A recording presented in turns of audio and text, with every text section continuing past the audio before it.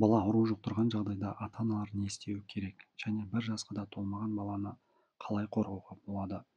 Сәлем достар, сіздермен бірге Авиценна медициналық каналы.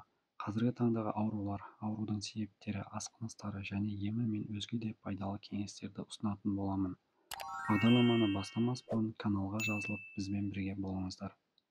1 жасқа дейінгі баланы қызылшадан қалай қорғауға болады?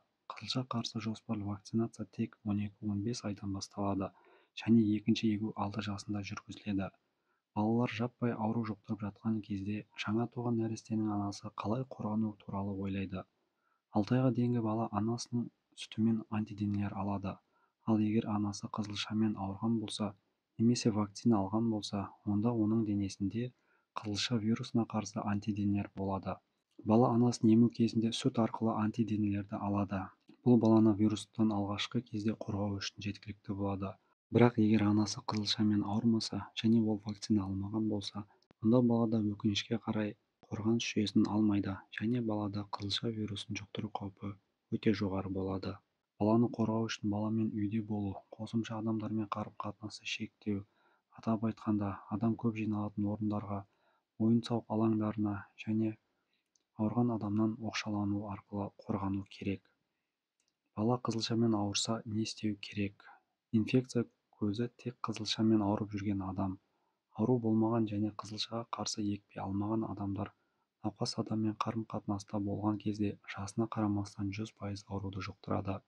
Әдетте вакцина алмаған балалар қызылшамен ауырады деп айтамыз. Кейбір жағдайларға байланысты вакцинадан кейінгі иммунитет қалыптаспаған екпе алған бала да қызылшамен ауруы мүмкін. Егер бала вакцина алған болса, онда аурудың әртүрлі жолмен дамитынын бірден түсінуіміз керек. Ол жеңіл болуы мүмкін, бірақ ол асқынып ауыр болуы да мүмкін. Егер бала вакцина алса, бүгінгі нақты жағдай көрсетіп отырғандай, ауру соншалықты ауыр болмайды. Өйткені ағзада вакцинадан антиденелердің қазірдің өзінде дамыған қоры бар. Ол вируспен бетпе-бет келгенде ағзаға тез және жылдам күресуге көмектеседі. Алайда қызылшамен күресу үшін вакцина алмаған баланың жасушалық иммунитеті болуы керек.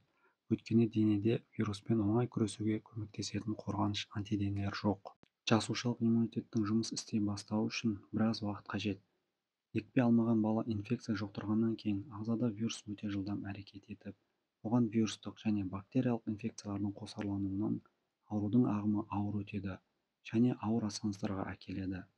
Егер ата-ана балада қызылша бар деп күдіктенсе, ең алдымен балалармен, әсіресе вакцина алмағандармен барлық қарым-қатынасты шектеу керек. Осыдан кейін дереу дәрігерді шақырыңыз. Егер баланың ауруы кешке немесе мереке күндері болса, онда дүйсенбіні немесе келесі күнді күтпей жедел жәрдем шақырыңыз. Әлем бойынша қызылшаны емдеуге арналған вирусқа қарсы препараттар жоқ екенін ұмытпауымыз керек. Барлық емдеу симптоматикалық түрде жүргізіледі. Ал қызылшадан қорғану үшін уақытында жоспарлы вакцина алу болып табылады. Қызылша кезінде көзді, құлақты, ауызды тазалау өте маңызды. Мұқият болу керек. Баланың шырышты қабығын таза ұстауға тырысыңыз. Ол қосымша инфекциядан қорғайды. Құрметті достар, видео ұнаған болса лайк басып, каналға тіркелмеген болсаңыз тіркелуіңізді сұраймын. Мені қолдағаныңызға мың алғыс.